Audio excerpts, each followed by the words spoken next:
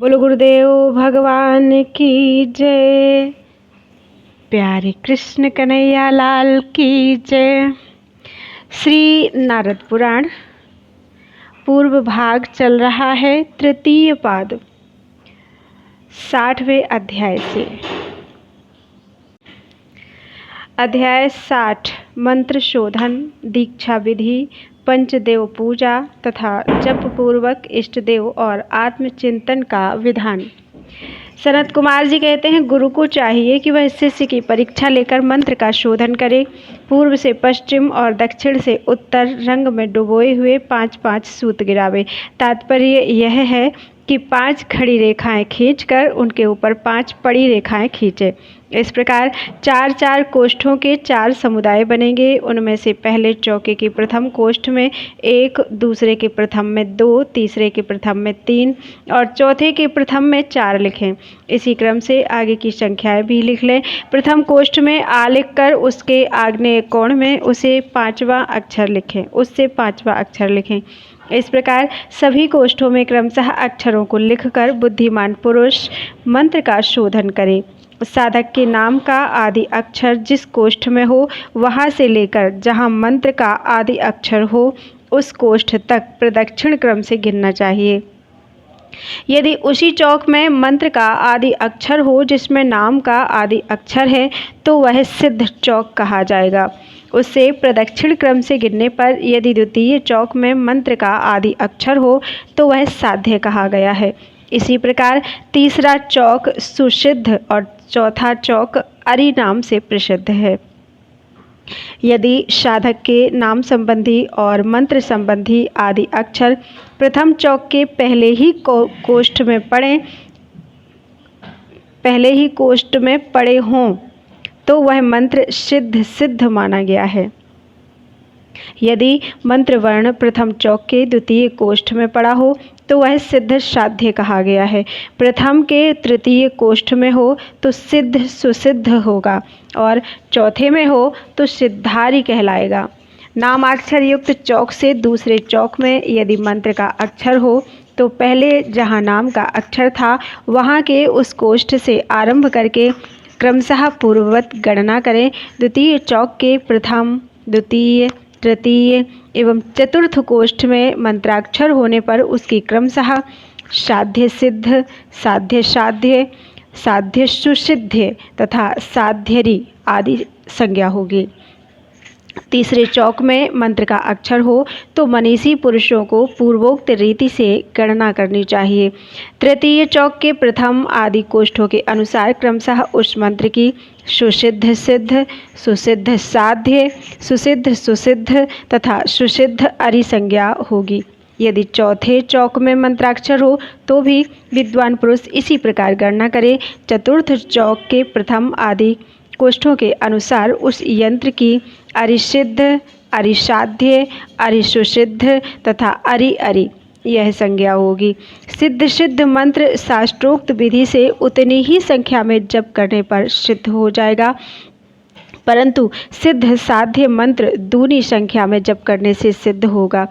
सिद्ध सुसिद्ध मंत्र शास्त्रोक्त संख्या से आधा जप करने पर ही सिद्ध हो जाएगा, परंतु सिद्धारी मंत्र कुटुंबी जनों का नाश करता है। साध्य सिद्ध मंत्र दूनी संख्या में जप करने से सिद्ध होता है। साध्य मंत्र बहुत विलंब से सिद्ध होता है।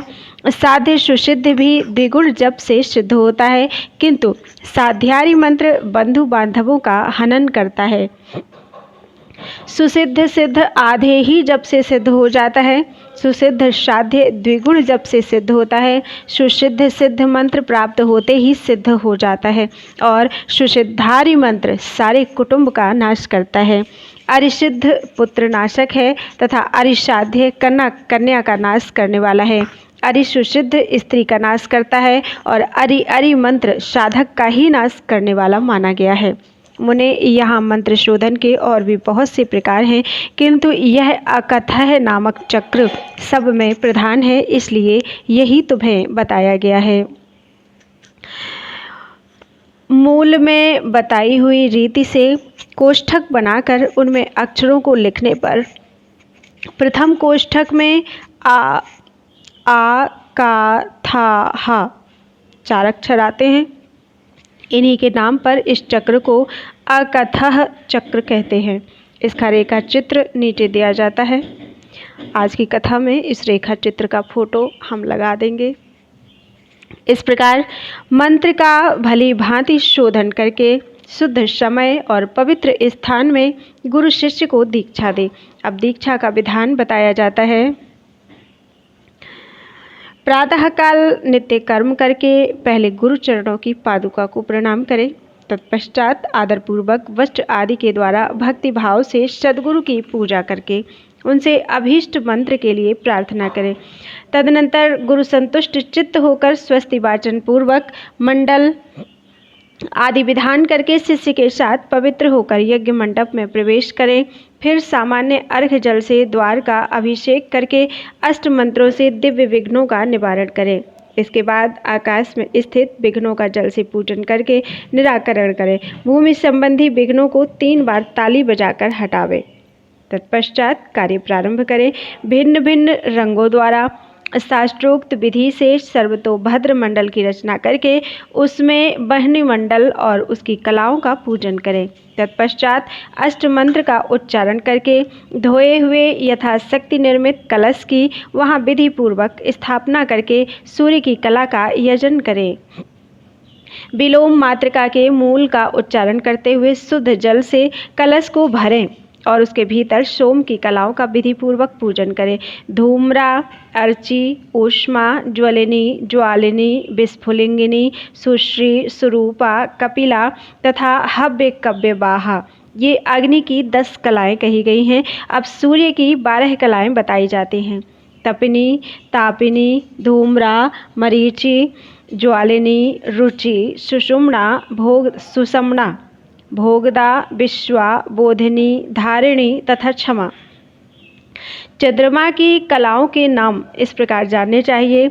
अमृता, मानदा, पूषा, तुष्टि, पुष्टि, रति, धृति, शशिनी, चंद्रिका, कांति, ज्योत्सना, श्री, प्रीति, अंगदा, पूर्णा और पूर्णामृता ये 16 चंद्रमा की कलाएं कही गई हैं। कलश को 2 वस्त्रों से लपेट करके उसके भीतर सर्वौषधि डालें। फिर 9 रत्न छोड़कर 5 पल्लव डालें। कटहल, आम, बड़, पीपल और बकुल इन 5 वृक्षों के पल्लवों को यहाँ 5 पल्लव माना गया है। मोती, माणिक्य, वैदूर्य, गोमेद, वज्र, विद्रुम अर्थात मूंगा, पद्मराग, मरकत तथा नीलमणि इन 9 रत्नों को क्रमशः कलश में छोड़कर उसमें इष्ट देवता का आवाहन करें और मंत्रवेत्ता आचार्य विधि पूर्वक देव पूजा का कार्य संपन्न करके वस्त्राभूषणों से विभूषित शिष्य को वेदी पर बिठावें और प्रोक्षणी के जल से उसका अभिषेक करें। फिर उसके शरीर में विधि पूर्वक भूत शुद्धि आदि करके न्यासों के द्वारा शरीर शुद्धि करें और मस्तक में पल्लव मंत्रों का न्यास करके 108 मूल मंत्र द्वारा अभिमंत्रित जल से प्रिय शिष्य का अभिषेक करें। उस समय मन ही मन मूल मंत्र का जप करते रहना चाहिए।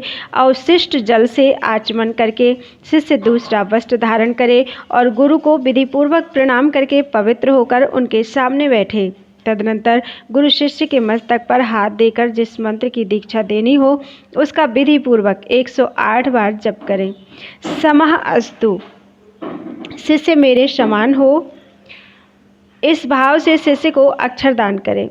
तब शिष्य गुरु की पूजा करे। इसके बाद गुरु शिष्य के मस्तक पर चंदन युक्त हाथ रखकर एकाग्रचित्त हो उसके कान में 8 बार मंत्र कहे। इस प्रकार मंत्र का उपदेश पाकर शिष्य भी गुरु के चरणों में गिर जाए। उस समय गुरु इस प्रकार कहे, बेटा उठो, तुम बंधन मुक्त हो गए। विधि पूर्वक सदाचारी बनो, तुम्हें सदा कीर्ति, श्री, कांति, पुत्र, आयु, बल और आरोग्य प्राप्त हो।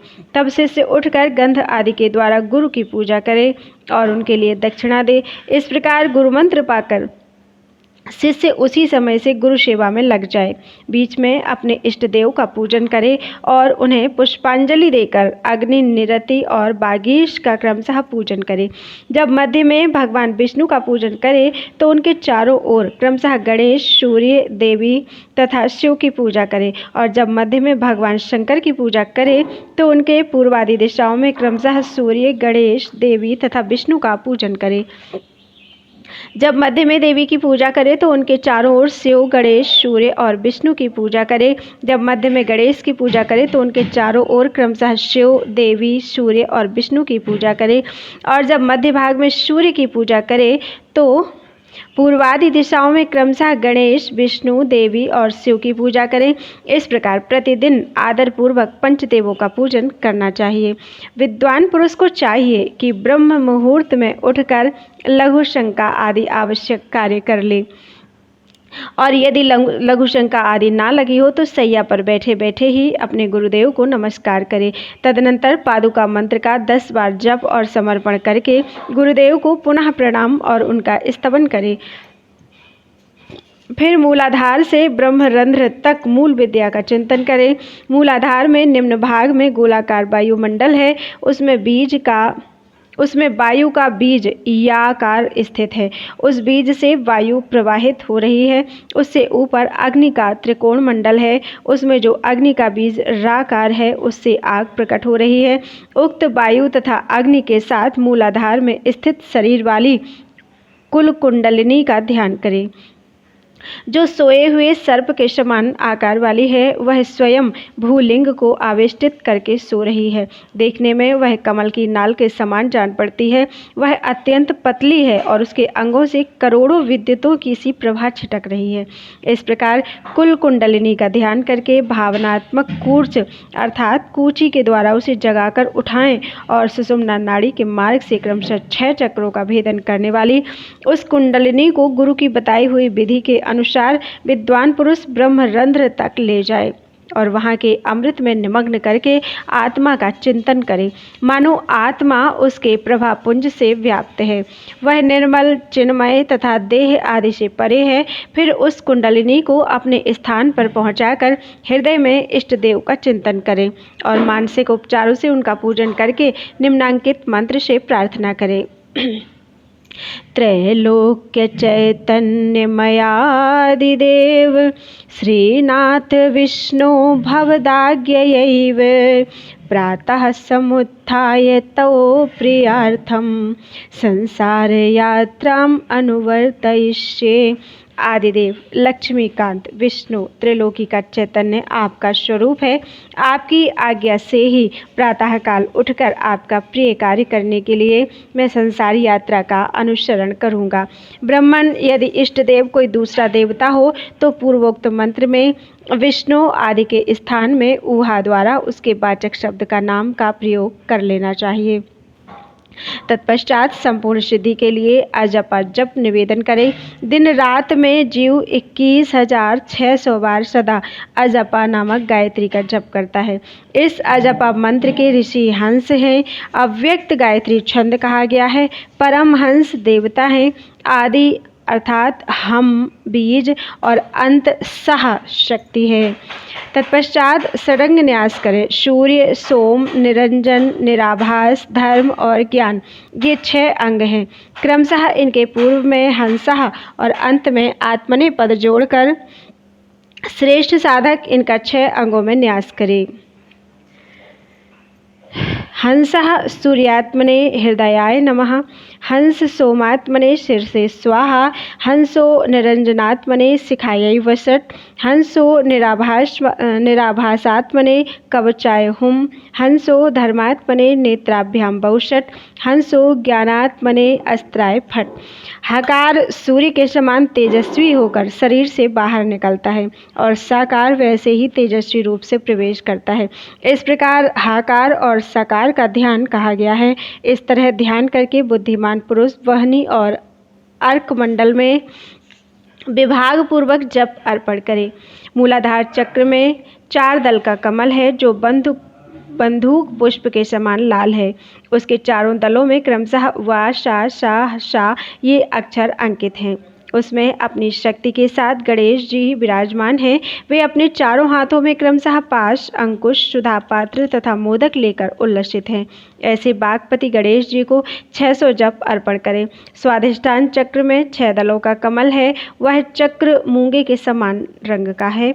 उसके 6 दलों में क्रमशः बा, भा, मा, या, रा, ला ये अक्षर अंकित हैं। उसमें कमल जन्मा ब्रह्मा जी हंसारूढ़ होकर विराजमान हैं। उनके वामांग भाग में उनकी ब्राह्मी शक्ति सुशोभित हैं। वे विद्या के अधिपति हैं।